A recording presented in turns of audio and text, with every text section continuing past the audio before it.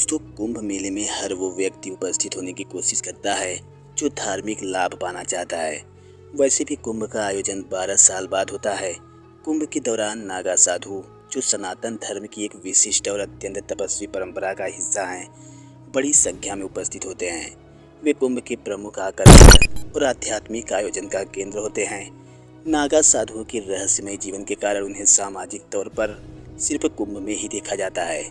वो कुंभ मेले में कैसे आते हैं और वहाँ से कैसे जाते हैं, ये एक रहस्य जैसा है दोस्तों, क्योंकि किसी ने कभी उन्हें सार्वजनिक रूप से आते जाते नहीं देखा।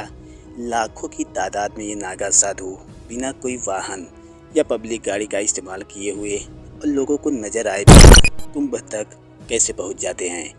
ये मान्यता है कि वे हिमालय में रहते हैं और कुंभ मेला एकमात्र ऐसा समय है जब ये आम लोगों के बीच दिखाई देते हैं। कुंभ में दो सबसे बड़े नागा अखाड़े महापरिवाड़ी अखाड़ा और पंचदश नाम जूना अखाड़ा है, जो वाराणसी में है। दोस्तों, ज़्यादातर नागा साधु यहीं से ही आते हैं। अक्सर नागा साधु त्रिशूल धारण करते हैं और अपने शरीर को राख से ढकते हैं।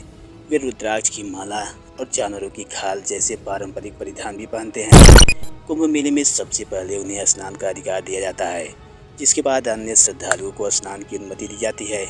लेकिन उसके बाद वे सभी अपने रहस्यमय दुनिया में लौट जाते हैं। उनकी ये रहस्यमय दुनिया कहाँ है, चलिए आज आपको हम इसी बारे में बताते हैं। दोस्तों, कुंभ मेले के दौरान नागा साधु अपने अखाड़ों का प्रतिनिधित्व करते हैं।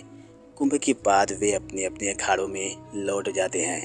अखाड़े भारत के विभिन्न हिस्सों में स्थित होते हैं और ये साधुओं वहाँ ध्यान, साधना और धार्मिक शिक्षाओं का अभ्यास करते हैं। नागा साधु अपनी तपस्वी जीवन शैली के लिए जाने जाते हैं। कुंभ के बाद कई नागा साधु हिमालय, जंगलों या अन्य शांत और एकांत स्थानों में जाकर साधना और तप करते हैं। वे कठिन तपस्या और ध्यान में समय बिताते हैं, जिससे उनकी आत्मा और साधना की उन्नति के लिए महत्वपूर्ण माना जाता है। वे सार्वजनिक रूप से तभी आते हैं जब कुंभ मेला या धार्मिक आयोजन होते हैं। दोस्तों, कुछ नागा साधु प्रसिद्ध तीर्थ स्थानों जैसे काशी, वाराणसी, हरिद्वार, ऋषिकेश, उज्जैन या प्रयागराज में ही निवास करते हैं। यह स्थान उनके लिए धार्मिक और सामाजिक गतिविधियों का केंद्र होते हैं। वैसे भी नागा साधु बनने के लिए या नागाओं की दीक्षा प्रयाग, नासिक, हरिद्वार और उज्जैन के कुंभ में ही होती है। यही नागाओं का वर्गीकरण भी होता है, जैसे कि प्रयाग में दीक्षा पाने वाले नागा को राज राजेश्वर, उज्जैन में दीक्षा पाने वाले को खूनी नागा, हरिद्वार में दीक्षा पाने वाले को बर्फानी नागा और नासिक में दीक्षा पाने वाले को खिचड़िया नागा कहा जाता है। दोस्तों, आपको जानकर हैरानी होगी कि नागा साधु भारत भर में धार्मिक यात्राएं भी करते हैं।